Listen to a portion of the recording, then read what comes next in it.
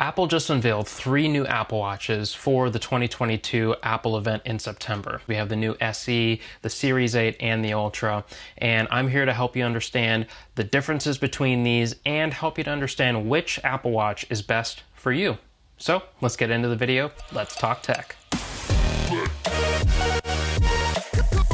I'm Arnell with Ardently Tech. We believe that tech was made to make our lives easier, and we're here to help you understand and discover that tech that improves your life. So whether you're a tech lover or if you're somebody that's ever been confused by tech, make sure to subscribe for more videos like this. So like I said, there's the new SE, the Apple Watch Series 8, and the Ultra. We're gonna go through all 3 of these new Apple Watches, and we're gonna go over and see what type of people that this is actually good for and what features actually help these type of people looking at these different budget price points. Starting with the SE. Starts at $249. It's a good device for somebody that wants most of the new features coming out in this year's new Apple Watches, but they don't wanna break the bank and get the Ultra for $800. It also has a very good, strong, and durable build quality. Apple Watch makes one of the best and most durable smartwatches in the business, and honestly, you can't really beat it in this kind of price point.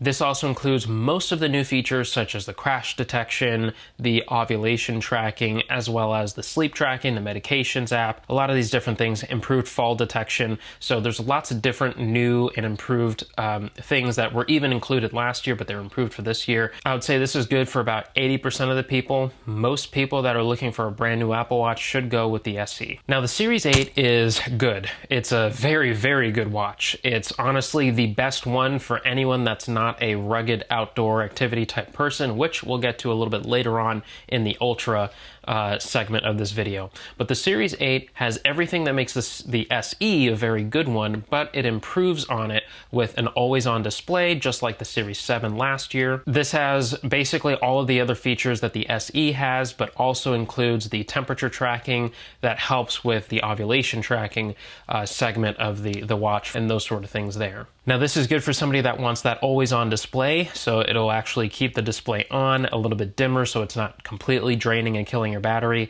but you're able to see the time and some very basic information at a glance. That way you can see all these things without actually having to flick your wrist, turn on the watch, which is very useful in a lot of different situations to where you just want to check the time, but you don't want to be rude to the person that you're talking to by having to do a whole gesture to pick up the watch and look at it with your eyes. So yeah, it's very good in that way.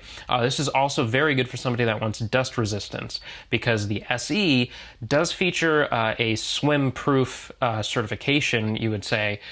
So it's good for swimming in the pool, but it does not actually have the seals for it to be dust resistant, or at least rated to be dust resistant. Now, before we move on to the Ultra, the Apple Watch Ultra, which is the one that I am personally most excited for, I just wanted to say, if you're finding value in this video, be sure to like and subscribe. It helps our video reach more eyes and more of a bigger audience, so that way we can help other people understand and discover tech that helps them.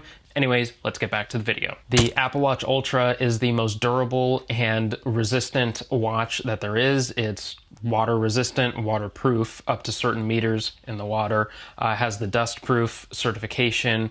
With the water, you can obviously go swimming in your standard swimming pool, but you can do so much more. You can actually go deep water diving. It has an onboard diving computer. It has the largest and brightest display out of any Apple Watch. So it has the brightest display at 2000 nits. It has the largest display at 49 millimeters. And it also has an action button that you can customize to start a dive, to start a hike, to start a workout, to even set a waypoint on your compass. So the Apple Watch Ultra actually has the cellular feature capability built into its standard. So there's no GPS option for the Apple Watch Ultra, it's just the cellular. So it's good for people that would normally get a cellular Apple Watch, and so they would have to pay that upgraded fee anyways, but you can at least get that included with the Apple Watch Ultra. But probably my favorite feature by far is the 86 decibel emergency siren. So picture this, you're going out on a hike and you're lost, you need help,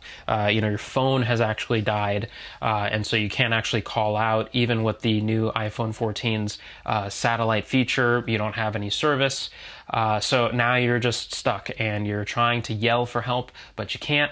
And so you can actually activate an emergency siren on here that will, like I said, go at 86 decibels. It'll have a very far reach, and it'll actually alert people if they're within a certain range of where you're at. And so that'll actually help you to, get the help that you need and to actually amplify your position much further than just your voice would get by yelling out for help. So that's a really cool feature that I think is a little bit underrated, and something that I think is very beneficial for people that would go hiking, adventuring, climbing, anything like that. So really good, really good feature on this new Apple Watch Ultra.